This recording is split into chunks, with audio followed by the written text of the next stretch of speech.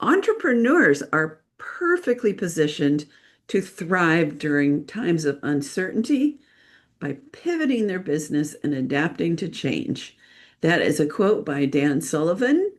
And my guest today, Kimberly Olker, is someone who loves to talk about ways that she pivoted in some tough times. And she's also going to share with us about bar mitzvahs and a lot of other cool things.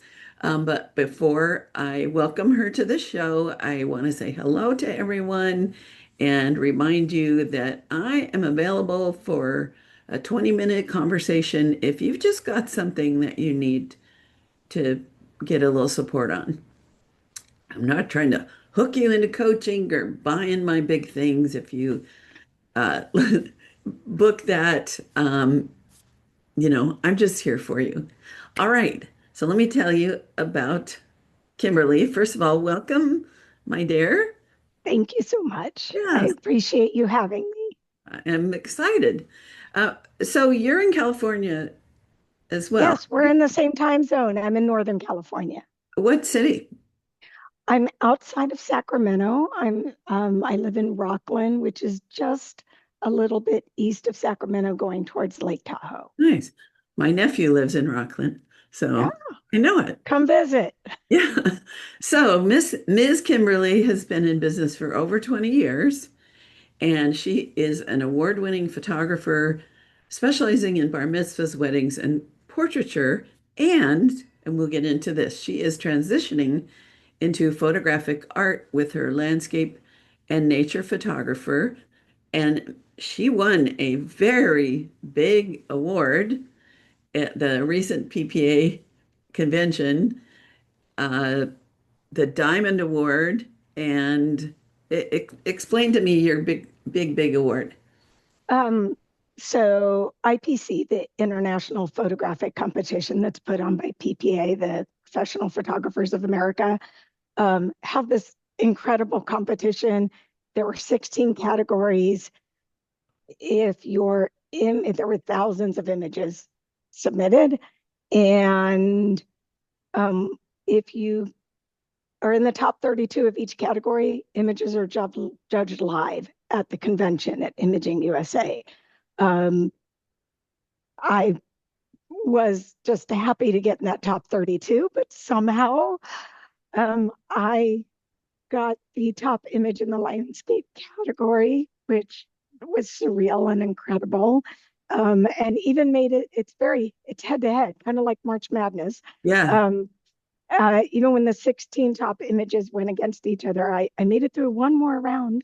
I was in the top eight, Yeah. and then got knocked out by an incredible image of a hippopotamus. So I actually preferred yours, but don't tell anybody. thank you. I loved it. Okay, so she is a PPA photographic craftsman, master photographer, wedding master photographer, and has her CPP certification. And she is especially passionate about capturing moments, being of service, teaching, and mentoring.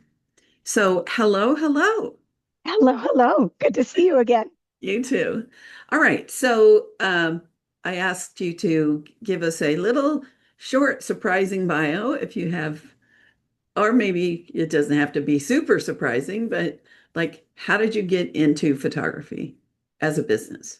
Well, this is my second career. Um, and I've always been a creative and an entrepreneur. I didn't even realize that, but remembering back, I had little businesses when I was growing up Hmm. and always loved and was gravitating towards anything creative. I initially wanted to be an artist, um, and photography is a type of art, but I'm also quite a nerd. And happened to excel in the math and sciences and ended up going to school and got my degrees in math and computer science and worked at Hewlett Packard for years as a software engineer and tutoring high-end math on the side. So that's on my techie side. Um, but I still just loved any opportunity to do something creative. And then I chose to stay home with my kids and just loved photographing them. And I'd photograph my kids, and then I'd photograph my friends' kids, and people kept asking me to do it. It was really a mom with a camera, no formal training in this area. Um, but I didn't even know what to charge at first. People paid me in Starbucks cards. And but once I realized how I was drawn to it and my love of it, then I found my ways to get trained and to improve and just constantly improve. And um, it just became another career, and I've loved it for over 20 years. Love it. Do you remember something early that you created and sold, or you said you remembered that you ran little businesses? Do you have a little story about that? Yeah, when I was in junior high school or middle school now it's called, I used to paint barrettes. This is going to date me. Mhm. um, I'm I'm 58, so if that puts it somewhere with the aging, it was really in style to have painted barrettes or ribbon barrettes that Mhm. looked like they were braided. I used to create those and paint like with a toothpick on the little barrettes, and even the school counselor would sell them for me. I had this like whole deal that she would every five she sold, I'd give her a pair for free for her niece. I I didn't know I was doing sales back then, but I love both of my it. parents were entrepreneurs, so I guess it rubbed off on me. Yeah. So I'm the same. And the earliest one, when I was old enough to be allowed to walk around the block, but not cross the street. I walked around the block, picked flowers I thought were put there by God. I didn't know people planted flowers. Went home, so maybe I was 7.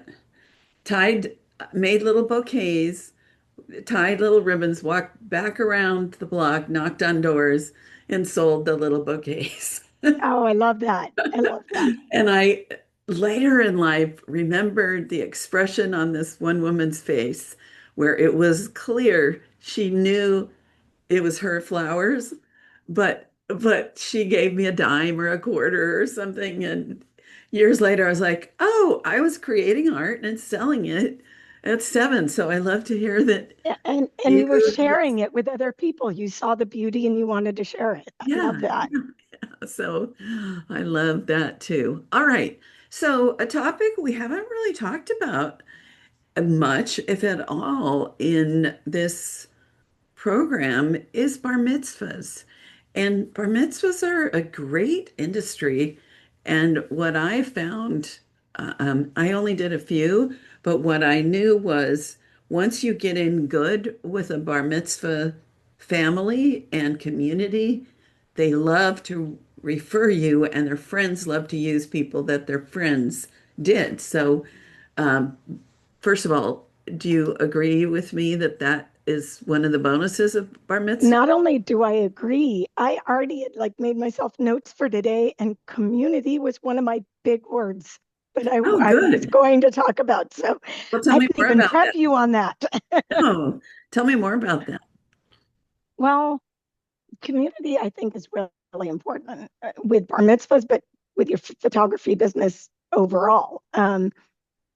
When the Jewish community is a community, and Right. there's many other um, areas where you will find that, but especially there. So I never even found I needed to really advertise for Mhm. my business because I mean, I would. If the synagogue had a newsletter, I would put my business card in it, and I really just considered a donation Mhm. because in all these years, I think only once or twice has somebody said, I saw you in the newsletter. You know, it's always been, oh, so and so from my temple told me I needed to call you, and you were the photographer for my child's bar bat mitzvah. Mhm. And that's how I've gotten hundreds of jobs in this. And sometimes it's even the rabbi says, you've been at the synagogue so many times, told me that I needed to call you. So it is a tight knit community. Hmm. Once you're in and they like you, okay, this is going to sound bad, but I don't mean it in a stereotypical way, because I am part of the Jewish community. Jews like to talk, and they will tell their friends Ah, about the people they love or the vendors they love. And it's wonderful I that they love will that. share. I love that. My friend Judy does a lot of bar mitzvahs, and people think she's Jewish just because they see her so often and she understands the needs of bar and bat mitzvahs and um, in some of the synagogues and temples, they've kind of awarded her honorary. um, I don't know. Membership or something. I Yes. was trying to come up with a good slang word for being Jewish, but part of You the know, community. my husband's not Jewish, but we Yeah. always say he's Jewish. Yes. So, Yeah. Yeah. um, but being part of this community, I've actually loved photographing these because I am the member of a synagogue in the area. Hmm. I'm a past president there, but I photographed at like 5 other synagogues in the area, and I've gotten so connected with each of their communities, you know, that I've considered like getting an associate membership Mm. at all the others just because I'm part of the greater community in this area. Um, but also, I just wanted to add in with the community.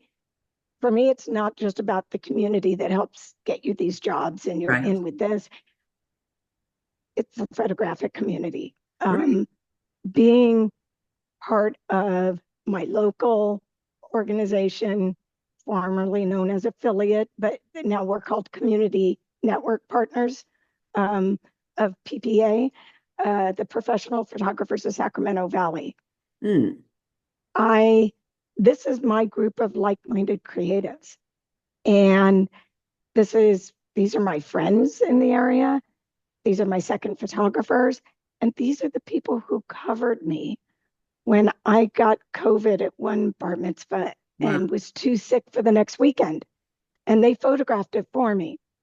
So being part of PPA, WPPI, local groups, state groups, I think it's so important. And I didn't know that in the beginning. And I avoided these groups my first 8, 10 years in business. And that was to my own detriment. Yes. I thought you had to already be highly successful to join. So I was at about year three, I started to be profitable. I had no other career at the time. My career had ended, and I didn't have a husband to support, so I had to hustle. And then when I joined, I was like, big head slap. Oh my gosh, I could have been where I am now 2 years earlier if I had That It's joined. the same for me. When I first joined PPA, because somebody told me to, there Hmm. were so many benefits that overwhelmed me, and I did nothing for the first few years. Um, I heard about the local group, Hmm. but my initial thought was, why am I going to join a group that has my competitors Right. and has competition? I'm not about being in competition with people. I had no idea that these were my like-minded business partners almost in my community. And I had no idea that image competition was a learning experience. It's education. Hmm. It wasn't about winning awards. It was about improving my craft. Hmm. So I think it was Jeff Lubin recently posted what are the some of the things, and he posted it like what are the surprising, he meant kind of negative things about being a professional that you didn't realize. And I posted, you're going to make a whole lot of photographer friends. Because, and that's why I love going to like PPA convention because, oh my gosh, 40 years in this industry.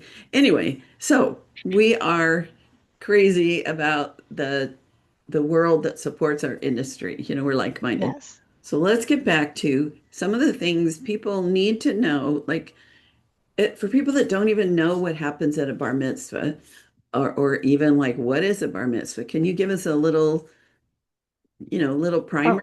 Oh, Of course, of course. And I'm happy if somebody wants to get into this industry and give me a quick call. I'm happy to go over more details with them before their first event. Um, so a bar mitzvah or a bat mitzvah. Bar is for the boy and bat is for a girl. There's also another term if there's multiple. We're Hmm. not going to get into the Hebrew. Um, but it officially means son of the commandments or daughter of the commandments.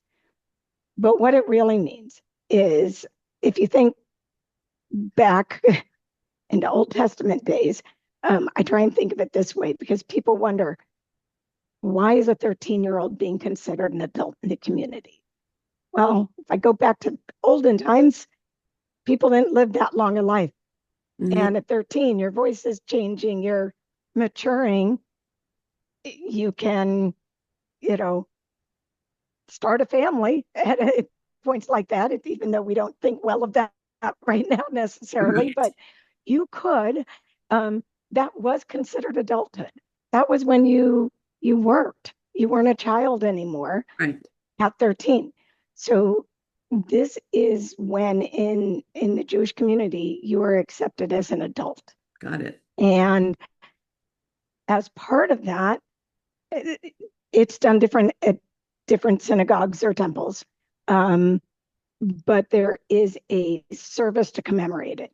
Officially, you're considered a bar or bat mitzvah when you turn 13. Hmm.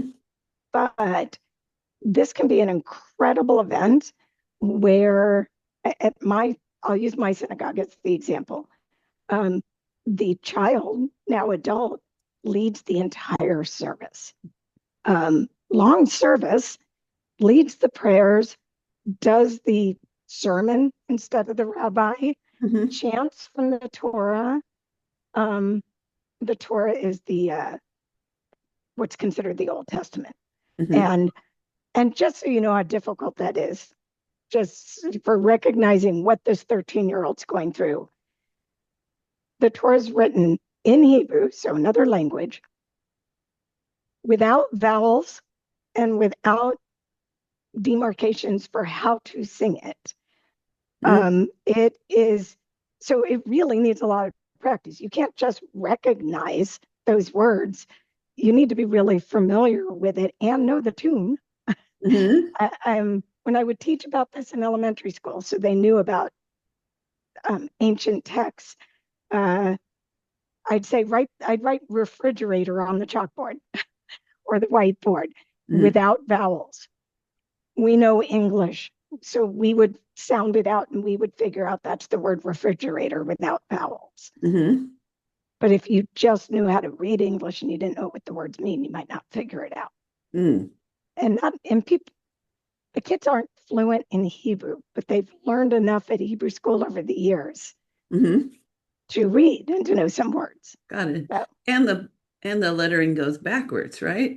that From lettering goes backwards. yes. Yes, I was like just looking. I'm actually chanting Torah at my cousin's bar Oh, mitzvah this nice. weekend. And I thought I had the piece of paper with it right here. I must not. Okay. So I'm practicing my part. Um, but so that's just so you understand how big of an event this is. Yes. Now, how it usually happens. Um, Family come in from town, all over the place. Um, some synagogues have a service on Friday night and a family meal. That's not the important one as much. Um, Saturday, as the photographer, if it's a synagogue that allows photography, I would do the portraits in the morning. Then change my equipment around so I could photograph the service that the child is leading. But I can't be a disruption. This Hmm. is a religious service going on. So I am stuck at the back wall, no lighting or anything. Then there's usually a luncheon afterwards because Jews eat all the time. And oftentimes there is a celebratory party as well. So think wedding reception for a 13-year-old. Got it. um, Super big birthday party. It's sometime in the afternoon, sometimes in the evening, sometimes formal, black tie, 350 people, sometimes 50 people in a small event center room. So it can vary. One of the things that I enjoyed about the few bar mitzvahs that I did is it was like doing a wedding, but there's only one side of the family there.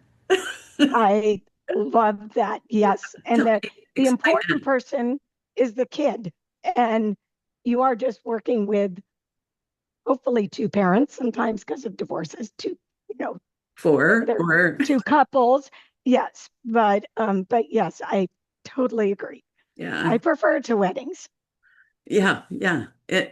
I think the anxiety of this is my princess moment, which I really was big on that. But the all of that pressure, do you think it's less? Because yes, this is an important, very meaningful, very,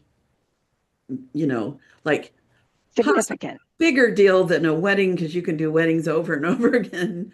But do you think that the stress is less because of the expectations with brides of like the perfect day and all of that? Like, what do you think? Most of the time, I would agree with you.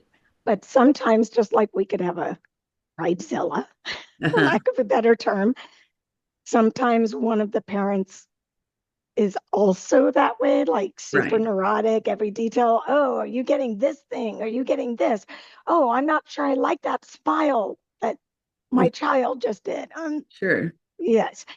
But it's just as significant as a wedding to me. In the Jewish religion, the four most important times are birth, becoming an adult, bar mitzvah, wedding, death.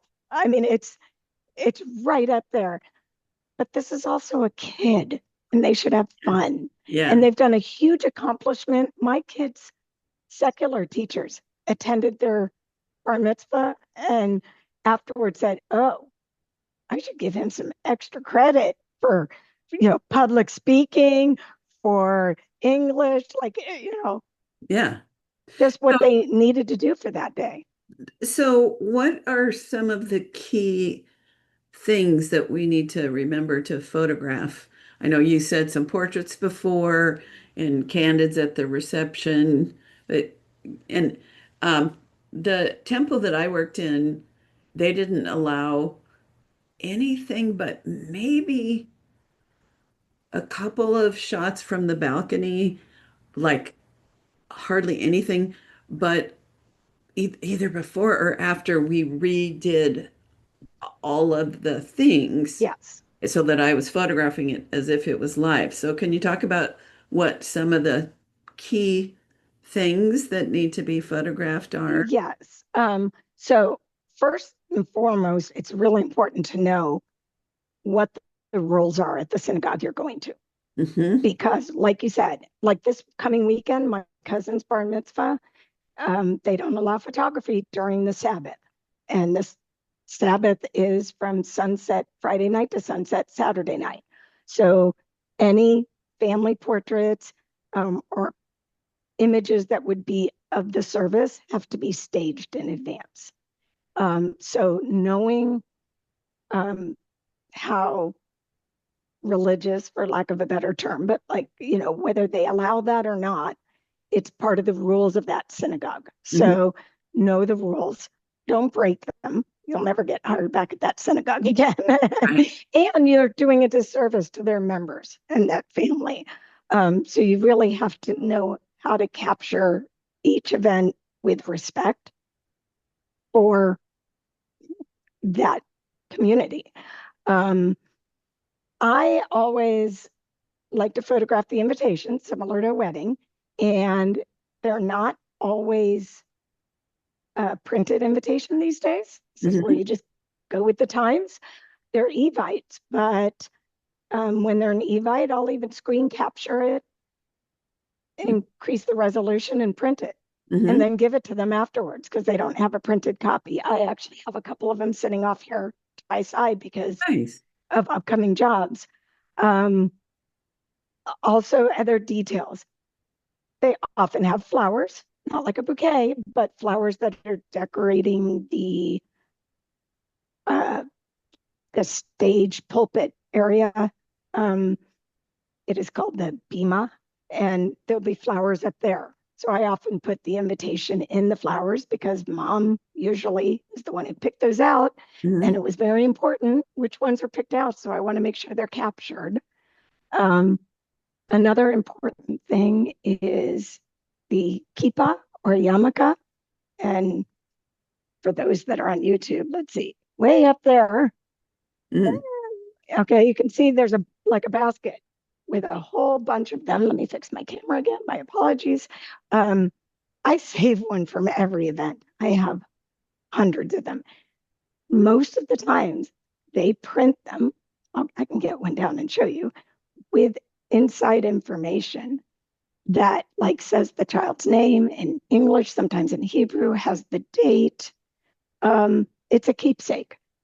They might wear their bar mitzvah kippah at their wedding or at their son or daughter's bar bat mitzvah. So it's important So what are the events that you need to be sure uh, to capture during this? besides the details. Yes. Yes. Um, so during the portraits, it's very important to make sure to get, if they allow, the child, new adult, holding the Torah. The Torah is huge, usually big scrolls, often with lots of details and adornment on it and crowns on the top.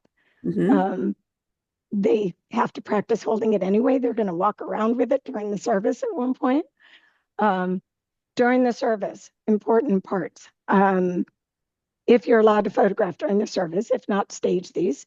Uh, when the child is given their prayer shawl, which is called a talit, um, usually by their parents or a grandparent, this is the first time they're getting one.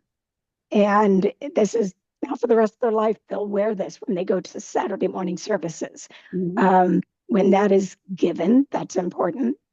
Uh, when they do chant, well, let's see, I don't want to skip ahead to when they're chanting. Before they chant Torah, they will go with the family up to the ark and get the Torah out. When it is taken out, it is usually passed from generation to generation. It's it's called in Hebrew lador vador because that is how Judaism has gone, passes generation to generation, Right. and it will be either held or acknowledged by like grandparents and then to the child. Then they will walk around with it, and when they come back, they will chant it Mm. in usually seven sections. And each time that they chant, however many verses, 3 or 4 verses each time, somebody will be honored to come up and say a prayer before they do it and after. And those are important people in their life. Usually they have the last one. The child gets the last one where they get the honor of saying the prayer before they chant. Before that, it would be the parents, the siblings that are 13 and over, um, aunts and uncles, best friends, anything like that. So you want to photograph each one of those individuals. Each grouping, and you'll have usually 2 opportunities. When they say their prayer, they will be on one side of the child.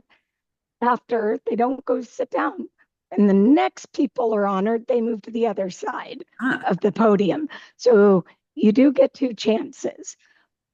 But keep in mind, like for me, I am usually dead center at the back wall and I can't move because if I move, it's a distraction. sure. Um, Sometimes people stand in front of each other there and I can't get a good angle and really see them. And I just have to let that go and accept it. Right. But I hopefully will get them when they're on the other side. Hmm.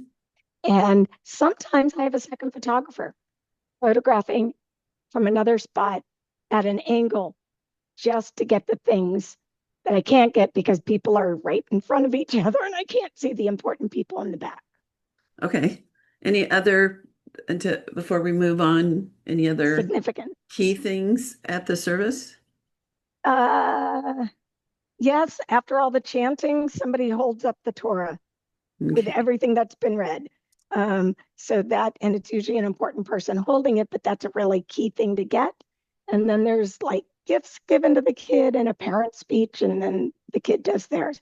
The other really fun thing, this is not done at all congregations, but for photography challenge, but really great images, is often at the end, everybody that's in the congregation watching throws candy at the child Oh, to celebrate that they finished this. Sometimes the kid has had very fun things, like one of the boys was really into Star Wars and he had a lightsaber up there. Another person was into lacrosse and had that, like, had the little net, I don't know what you call it, but, or a big mitt trying to catch the candy. that's great. And it's really fun slowing down the shutter, getting the candy flying Mm, at that. It can be some incredible photographs. nice. And then there's significant parts of the party as well. Yes. Can you tell us one or two parts of the part? Um, Or, Mainly at the party, if they are doing the hora, which most kids do have, um, that is when they're playing a song and everybody's in a circle and the kid's on a chair and gets lifted Mhm. up. It's similar to Jewish weddings. Usually the bride and the groom will both get lifted up, holding like a napkin between them. Mhm. But oftentimes the child goes up. Sometimes the parents go up. I did go up in the chair for both of my sons. Nice. Um, and sometimes the siblings go up, older siblings and younger siblings. Hmm. Um, and I always have some advice for the kids before the service and before the hora as well, because it's scary being brought up on that chair, and especially girls in a dress. Hmm. I'm like, and I always go up and say, knees together, cross your ankles, because I'm shooting from, I hate the term shooting. I apologize for that. I'm photographing from down below. And sometimes you don't get the image that you Right. want to get. Yeah. Yes. Um, and it's great to have a second photographer at this point too, because you want the wide shot showing everybody dancing, but Mhm. you also really want the expression of the child up in the chair, just the Mm. excitement, and where the parents going, ah, you know. Yeah, yeah, yeah. Um, that I love knowing all this. Now, is your main product a finished book, or is it now mostly delivering files and hoping that they'll get a book, or like what's currently the standard in your business? It has changed over the years. I will say that people have almost always wanted albums from this day, except during a few years of the pandemic. Hmm. Some families did not want to celebrate remembering everybody not being there and masks.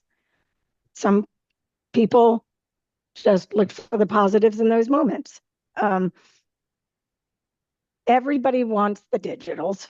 Hmm. And I do explain to people in case they come back to get family portraits a year later. I do this for the bar mitzvahs. I do not do Mm. this with my portraiture. And I want you to understand things are different. Sometimes I will work with them for that too, but it's important to me that you have a print, Hmm. and whether it's an album or physical wall art. So, yes, most of the time these days, people do want an album, Good. though keep in mind with a wedding, you might save up and plan for a specific day. It doesn't always happen with families that they have the money saved up when their child turns 13. Hmm. You know, they might have saved for it for years, and we might be in a downturn economically. And um, so some people just can't Yeah. at the time, but they But still want it captured. and you've priced yourself so that no matter what, you're not like, oh, well, we can't afford much, and you're like, oh, then I don't get to eat either. Like you price yourself in a way that you can afford to keep doing bar mitzvahs. Yes. And, I love helping people. And I do understand things don't always work for people. Like at my own synagogue, I did have hardship pricing, but Mm, I did not advertise this. mm, The Some of the people in the staff at the synagogue knew this. And sure. if somebody needed hardship pricing, I would capture. I wouldn't do much editing, just a little bit, and I would just give them all the files, and I just wanted them to have it because it's important to me, Sure. that that day is captured for them. But that's something Um, that you're doing semi. I don't think the word charity is just right, but it but is mostly it's a a give back. donation. It's a give back. Yes, And it is. And I did actually, my own kids, one of their Hebrew school teachers had never had a bat mitzvah because when she was younger, she was quite older, and she was teaching them. When she was younger, they didn't have it for women. right, right. And she said, when I turn 80, if I'm still here, I'm having my bat mitzvah. Aw, And she did. And I told her I was photographing it. And she goes, "Oh, honey, I can't afford to pay you." And I'm like, "I didn't ask you to pay me. This is my gift to you." And yeah. I photographed it, and I was going to give her the digitals. She didn't know what to do with them.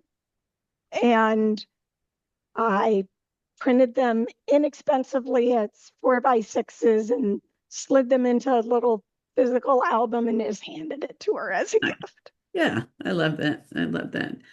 Um, I assume, like what my friend Judy does, that there's potentially pre-portraits that you might do of a child where you Yes, go to a cool location and you do some neat things, and maybe this becomes a wall portrait on display at the event. Is that true for you? that's exactly the case. I Most of my packages include a pre-event mini portrait session.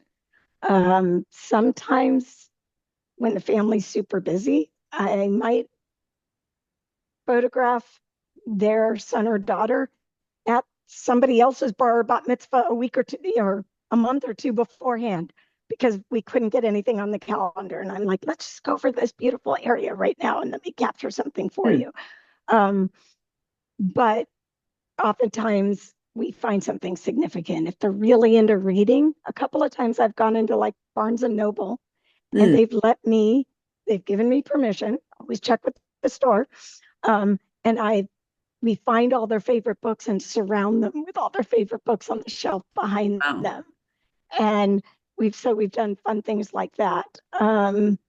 And yes, usually that image either is used in the family's program for the Mhm. day of the Bar Bat Mitzvah, but also I offer a signature frame, 16 by 20 with a big white mat and a 8 by 10 opening, and put that image in there. And they they love that. Usually I used to let them bring their own pens for it, but that's always something that gets forgotten on such an important day. Right. So I have drawerfuls of extra fine tip Sharpies in every color.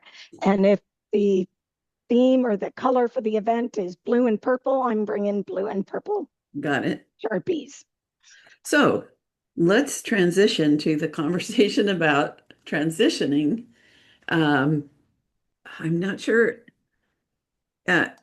There's the conversation about how you managed to thrive during COVID, but I know you're transitioning to landscape. So, with the time that we have left, let's talk about what your plan is in transitioning to landscape, because I assume in that transition, it's not just that you're going to travel more and take more pictures. That's part of it. You're thinking about how you can monetize. Yes. So tell us about that. So I have had transitions a few times. And when I started photography, I was happy to photograph any genre. Like, let's see what I love. Any opportunity. Something I haven't done before, sports, whatever. Yes, I will. Happy to do it. I'll figure out if I actually enjoy it or not to continue doing it. Hmm. So I ended up doing mostly bar mitzvahs, weddings, and a lot of portraiture. Um, I transitioned during the pandemic because of the need. I actually, that Sunday school teacher I was just telling you about, unfortunately passed away during those years. Mm. And I was helping to facilitate a Zoom funeral. And when I did that, the funeral director asked me if I'd do that for other people because they've wanted that for years, but now it's become a necessity. So I ended up for a couple of years doing facilitating Zoom funerals and photographing them also. Some people do want photographs at a funeral. Might sound odd, but it's another significant time in our life when families gather. Hmm. And so I know lots of photographers going out of business at that time, and it's unfortunate. And yeah, it was hard to do distance photography. I had to transition how I did it for bar mitzvahs. I would be in a small room with the family wearing a mask and a shield and with a Zoom coordinator, and the rabbi was zoomed in and the cantor was zoomed in and all the attendees, everybody was zoomed in. But I made that work too. Hmm. Um, so now uh, I'm getting ready to retire from the events. It's hard on my body. I've been doing it for 20 years. And I'm ready to teach the next generation of event photographers and maybe be their second photographer. And I've always loved nature, landscape, flowers, wildlife. I never showed those images to other people. I just did them for me. Um, and I love traveling. So now I'm getting an opportunity to do that. And yes, while thankfully I don't, how do I say this appropriately? I don't need this to be monetized significantly, thankfully. And I've heard you talk about this on some other of your podcasts. Thankfully, I've lived well below my means. My whole Hmm. family has. And as you talked about a few episodes ago, I was putting into my 401k at the maximum amount when I was 21, Hmm. and you get compound interest. And I could fully retire and not work, but I enjoy working. Right. So I'm going to keep working and do more of this type of photography I've done for my own heart. Hmm. What has helped me know that it's a good time to do this was my image that did win the award at IPC. Prior to that, I put it in the local PBS station's art auction. Mm. And it was their 44th year of this art auction. There's painting, sculptors, photography, but all types of art. And shockingly, I won Best of Show at that, which to me meant so much because it was in not just photography, it was the whole art world. And my image sold in their auction for $3,000. Wow. And the next day, somebody emailed me and said, "We didn't get your image in the auction. Can we buy one too?" Mm. I never would have thought I could charge $3,000. I mean, it's a large image. It's a metal 20 by 60 with a wedge frame. But I still never would have, you know, thought I could charge $3,000 for that. That's And then two people paid it. So I'm like, okay, maybe I can do this. and the one of them you got the money. Yes. The, One of them went to the PBS station. And actually, I even donated my winnings to them. I didn't know there was monetary value on winning Best of Show. And they had just stopped being funded by the government. So I said, please keep it. That's my donation as well. Um, just those two acknowledgments told me not only can I do this and people like my landscape and nature photographs, but I could get the acknowledgement of being paid for them as well. Mhm. So here's what I'm hearing about your transition is you've been smart and careful about money and about creating income over the course of your lifetime so that you can now retire if you want to, but you don't want to completely, like me doing this podcast, doing some coaching. I do have two former clients next month that I'm photographing. Uh, and I'm kind of nervous because it's been a while. Nervous isn't bad. Nervous means it's important to you. Yes. And also nervous that my knee that started to give me trouble, I can't like hike up and down places or I don't want to. Anyway, Yeah. back to you that you can choose to spend your time the way you want to now, and Yes. you can back off from from the work if you want to because you you have planned for this time in your life. And I think Yes. I was so sad. There was somebody on Facebook that they posted the question, "What's your retirement plan?" And hundreds of people are like, "What is that? I can't ever retire." Yeah. Like this negative um, rather than like, "Well, I don't know. What do you suggest?" And yes, I, I was just listening to the last podcast you were talking about um, that on, and yeah, there's actually my husband has a hobby, I guess you'd say, where uh, he's so interested in financial security that mm, while he's not a financial advisor, he has advised many friends who are like, I, my kid's a junior in high school and I haven't saved for their college. And he's just walked them through a lot of what we've done. And mhm, they turned around and said, thank you. Now we're ready. awesome. Or yes. And we've done this a few times. We both followed uh, Dave Ramsey Uh-huh. and some of his advice because when we found him and he had a TV show at that point and a podcast, he was already speaking to exactly what we were already doing. Yeah, We don't believe in debt, and we do believe in saving for the right. future. Right.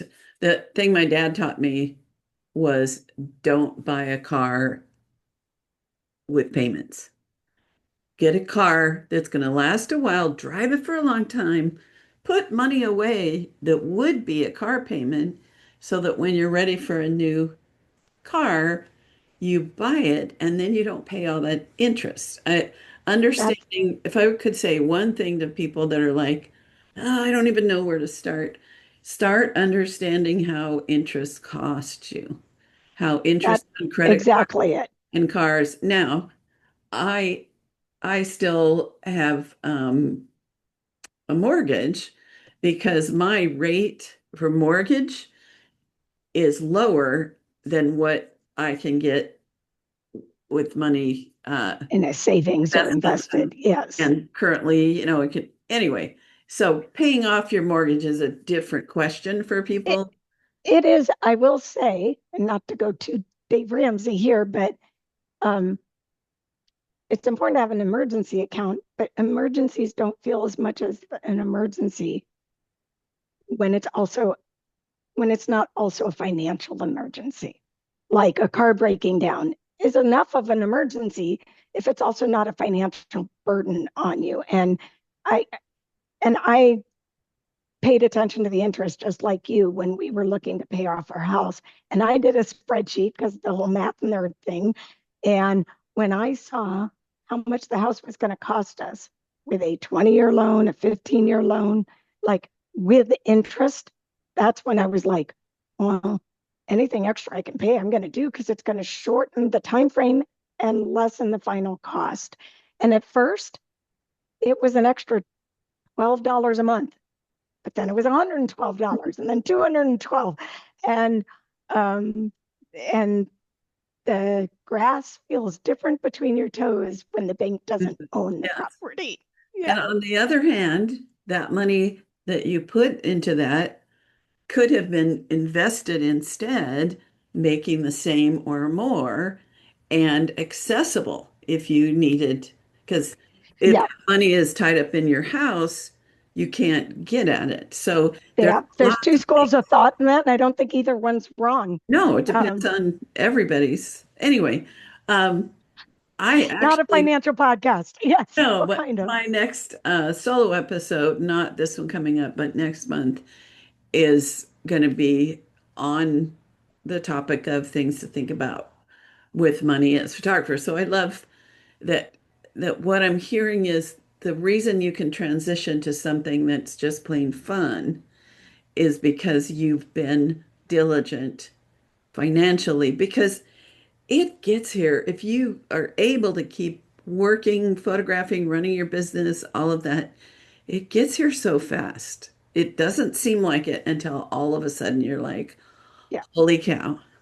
The Um, days are long, but the years can be short. yes, Yes. yes. And also, I'd say don't not claim cash, because when we get our Social Security, the more that you have as income, the more you're going to get good Social Security. But that's another whole conversation. So, well, I love Well, this time with you. You had one last I, thing. I was just going to add in one small financial thing with bar mitzvahs and weddings is make sure to plan the money that's coming in from your client.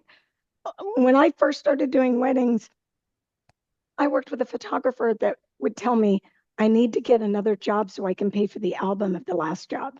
Mm, And I'm like, you didn't take some of that income that when you got it from the client and put aside what will pay for the album and what will pay you'll need to pay in taxes. That's a mistake.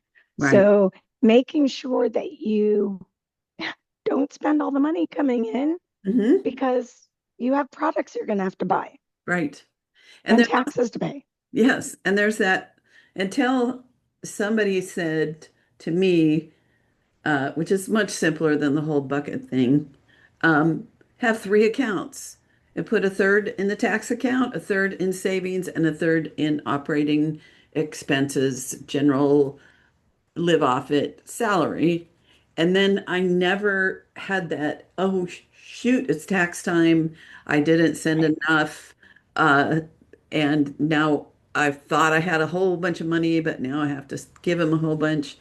Um, just that simple step made a huge difference for me, because then I could see if I could afford to invest in a new camera, or, things that maybe weren't essential but could be helpful, like new Yeah. lighting when I got my pro photos, and uh, got better quality lighting with those. But anywho, yep, well, we're cut from the same cloth in a lot of ways. Yes. I love Yes, we that. are. Plan in advance, just like plan for your event, plan for the finances, and you'll have a lot less stress. Yeah. And also go have fun before you retire, because there's a lot of things that with this little knee issue that I thought I could be doing that, like nobody's here forever. Nobody's body's gonna last pain-free. No. And well, some people do. But anyway, I love talking to you. I'm so glad we had Thank you. this chance to have some one-on-one. We've not really had that over the years that we've been circling the same world photographically. Okay, so I have two questions. One is, how do we get in touch with you if we want to look at your work or connect with you? So my website is okerphotography.com, and Oker has an L in it, even though I don't pronounce it. So it's OLKER photography.com, much to the chagrin of my son, who also does photography. It's like, Mom, you took the website. Too bad. Um, Too bad. I'm on Facebook, both with my business, Oker Photography, and personally. Hmm. Um, I am on Instagram, but I don't go there as often. Okie doke. I'm also on LinkedIn. Um, and yeah, reach out to me. Yeah. I'm always I love to teach. I thankfully, as part of this transition, I'm now even teaching at a community college. I love Um, that. Oh, and that's given me the opportunity to mentor people to eventually replace me. with Bar and Bat Mitzvahs, which is just makes me happy because I'm taking care of my community. Hmm. Um, but I also teach with local organizations, state. I always apply to teach at Imaging USA if they Hmm. need the speaker. And I do teach like PPA photography workshops, formerly known as Super One Days. I try and teach those every spring and fall, but those are in person and local. Got it. Got it. Okay. So last thing would be your parting thought, either something that you're like, I wish I'd have told them about this thing, or just something you want to leave us with to ponder in our hearts. So the floor is Oh, yours. um, okay, I'm going to do two things. I'm going to break the rules. First thing, because I don't think I mentioned it before, don't attempt to photograph an event you've never seen. So if you want to try doing bar and bat mitzvahs, I mean, different than weddings, they're all year long. Kids turn 13 all across the calendar. They don't have a season. So get in. You want to get into them, feel free to reach out to me, but also go and watch one or two, go to different synagogues because doing it without having seen them, it just adds more difficulties you don't need. Um, and then more from my heart, I just saw a quote the other day. I think it's every day tell yourself there's a lot of good in the world, then look for it. Mm, And even better, create it.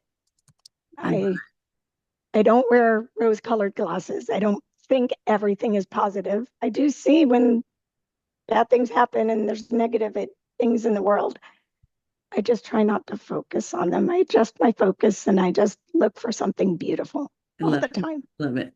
So you've created something wonderful in the world by sharing all of the goodness that you've shared with us today. I know there are people who have never thought about doing bar mitzvahs that realize, oh my gosh, that could be a really fun and profitable way to use our cameras. I mean, my friend Judy, she, she's a kid at heart. So she loves all the games and crazy things at bar mitzvah. Judy, my friend who does a lot of bar mitzvahs, she loves them because of the parties and the balloons Oh, and the blow up guitars and the just the crazy things that can happen at some bar mitzvahs. So they're really I have to fun. tell you, I my favorite DJ in the area, his games are phenomenal. He used to be a PE teacher as well. Uh, Um, I think I'm going to see if he's available to DJ our PPSV, Professional Photographers of Sacramento Valley holiday party in December. I So love us it. photographers can play the games. I love it. I'm so glad your local is having a nice party. Ours doesn't do that anymore. It's kind of they're kind of boring. We just added that in the last few years. They Oh, good. stopped doing it because people were just so busy. So we're going to do it early December. Uh, so my theory in my local is it used to be a big thing. Now we're this is like inside industry talk that, but we used to dress up for the Christmas party and the installation banquets, which were separate times of year. And we had a DJ. Sometimes we had a band. There was a theme when I was president. I booked this beautiful Victorian hotel in downtown San Diego, and I dressed as a flapper, and Roger Danes and his wife wore like a British general from the 1910s. Oh, I'd love to see photos of that. Okay, hold on. Oh, where did I put it? Um, let's see if we can get this to focus. So Oh, oh, Rogers oh, you have in that right here. nearby. Oh, I love that. Yeah. So, Wonderful. but that's when, if you look at this picture, you'll see that 90% of the people in there that are photographers are men. So I think it was the wives that wanted the parties and the dancing and all of that because they didn't get much time to whoop it up or dress up.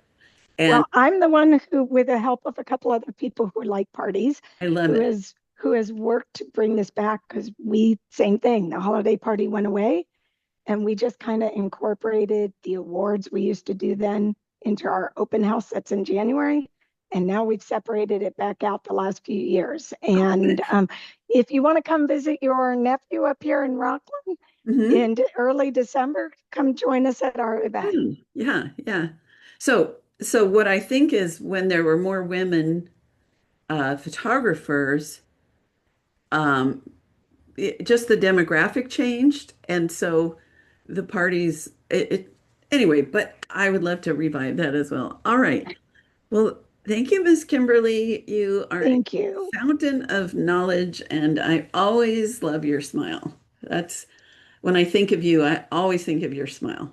You, Thank you you. have resting medium face. You have resting smiling face, and I love that about you. With squinty eyes because of it, but I'm okay with that. But Yeah. thank you When so much. This has been you're so fun to catch up with you and chat and share some of this information. ditto. Well, here I am back on my own. Um, Kimberly, what a sweetheart she is. Her smile just lights up the room, right? So let's see. So we talked about, first of all, bar mitzvahs, and she did a little play-by-play of some things that it's good to know. First of all, one thing that's great to know is if you get in good with a, a, a Jewish community, they will refer you to each other. They love to talk and they love to support people who other people have enjoyed. So that is one of the benefits. They're a very strong community in most cases. Let's see. And then we kind of did an overview of bar mitzvah and a bat mitzvah is a celebration of becoming an adult at 13. And there's a service at the temple uh, with different events that we talked about, that having the bar mitzvah, I would say child, but it's now an adult with the Torah, giving the talit, which is readings and song, I think she said, uh, passing the Torah to different generations, people that get up and do prayers before each birth, bring gifts, the speech. Sometimes there's fun things at the end, like candy gets thrown. We talked about the party, which can be simple luncheon or a big, big, big deal. And there's often dancing the hora, where the bar mitzvah person gets in a chair and everybody lifts them up and they dance. So learning, one of the things she said is don't jump into one until you've been to some bar mitzvahs. She didn't mention one great way would be to assist a photographer, and I'd say for free is a great education. There are a lot of people that love to teach, like me, that like to have a sidekick, not necessarily a second shooter. Um, and it's a great way to learn and support someone else. All right. Then we talked about her transitioning to landscape and her big, big deal award, being the top landscape photograph out of thousands. And she's getting ready to retire. We talked a little about being mindful from the beginning about putting money aside, being smart with your money so that when you're ready for that, you're able. And then you can do the things that you might want to do for fun that could also be profitable. That's a different topic. Um, and I think that's it for today. So, sending you a great big hug. And I love when you like and subscribe and mention things that you've learned that warms my heart, warms the cockles of my heart. All right, that's it for now. Bye.